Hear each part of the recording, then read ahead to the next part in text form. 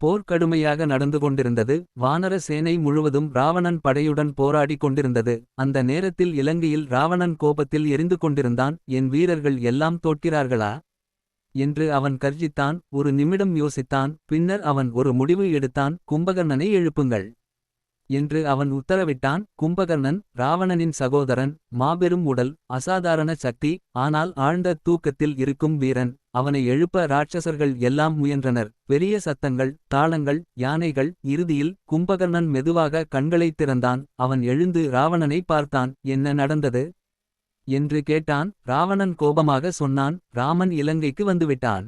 நம் ராஜ்யம் ஆபத்தில் உள்ளது.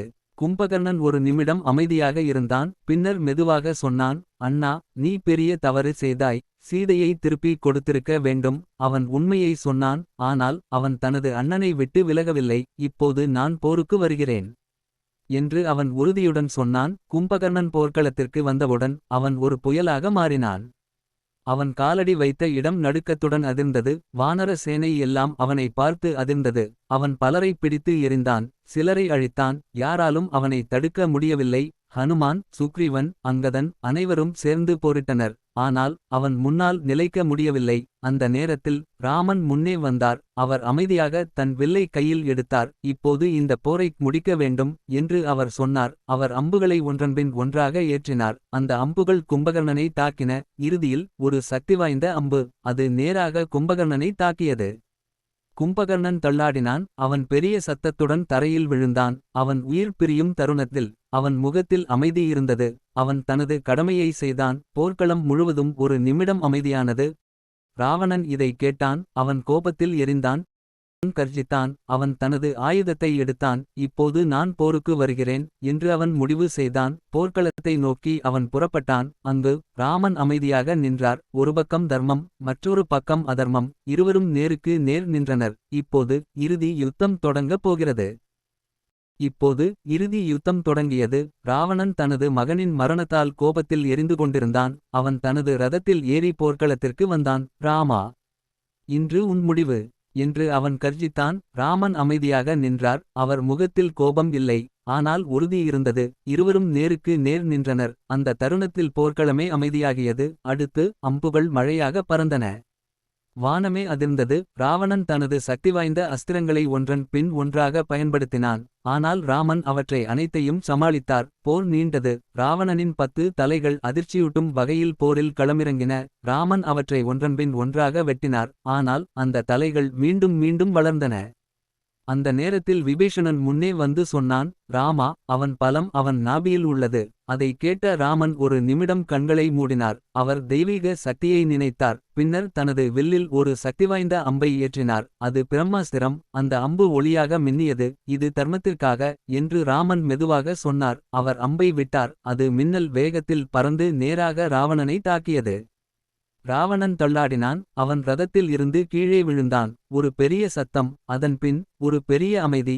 தீமை வீழ்ந்தது. தர்மம் வென்றது. போர்க்களத்தில் இருந்த அனைவரும் அந்த தருணத்தை பார்த்து நின்றனர். வானத்தில் இருந்து தேவர்கள் மலர்களை பொழிந்தனர். வானர சேனை முழுவதும் மகிழ்ச்சியில் முழங்கியது. ராமன் அமைதியாக நின்றார். அவருக்கு இது வெற்றி மட்டும் அல்ல, தர்மத்தின் வெற்றி. சில நொடிகளில் போரின் சத்தம் முழுவதும் அடங்கியது. ஒரு புதிய அமைதி பிறந்தது. எவ்வளவு பெரிய தீமை இருந்தாலும் நல்லது இறுதியில் வெல்லும். தர்மம் காக்கும், தர்மம் காப்பாற்றும். போர் முடிந்தது. இலங்கை முழுவதும் அமைதி நிலவியது. ராவணன் வீழ்ந்தான். தீமை அழிந்தது. அந்த நேரத்தில் ராமன் ஒரு ஆழ்ந்த மூச்சு விட்டார். இந்த நீண்ட போராட்டம் இப்போது முடிவுக்கு வந்தது. ஹனுமான் உடனே அசோக வனத்திற்கு புறப்பட்டான். அங்கு சீதா இன்னும் காத்திருந்தாள். அவள் மனதில் ஒரு கேள்வி மட்டும், ராமன் நலமா? அந்த நேரத்தில் ஹனுமான் அவள் முன் வந்து நின்றான். அவன் முகத்தில் மகிழ்ச்சி. அம்மா, ராமன் வெற்றி பெற்றார் என்றான். அதை கேட்ட சீதையின் கண்களில் கண்ணீர் பெருகியது. அது துயரத்தின் கண்ணீர் இல்லை, மகிழ்ச்சியின் கண்ணீர். சில நேரத்தில் ராமனும் சீதையும் சந்தித்தனர். பல நாட்களின் பிரிவு, பல துன்பங்கள், அனைத்தும் அந்த ஒரு தருணத்தில் முடிந்தது. அவர்கள் ஒருவரை ஒருவர் பார்த்தார்கள். அந்த சந்திப்பு வார்த்தைகளால் சொல்ல முடியாதது. பின்னர் விபீஷணன் இலங்கையின் அரசனாக முடிசூட்டப்பட்டான். அவன் தர்மத்துடன் ஆட்சி செய்வேன் என்று உறுதி அளித்தான். அதன் பிறகு ராமன், சீதை, லக்ஷ்மணன், ஹனுமான் அனைவரும் அயோத்தியை நோக்கி புறப்பட்டனர். அயோத்தியில் பரதன் காத்திருந்தான். அவன் தினமும் ராமன் திரும்புவார் என்று நம்பிக்கையுடன் இருந்தான். அந்த நாள் வந்தது. ராமன் திரும்பி வந்தார். அயோத்தி முழுவதும் மகிழ்ச்சியில் மூழ்கியது. வீதிகள் அலங்கரிக்கப்பட்டது.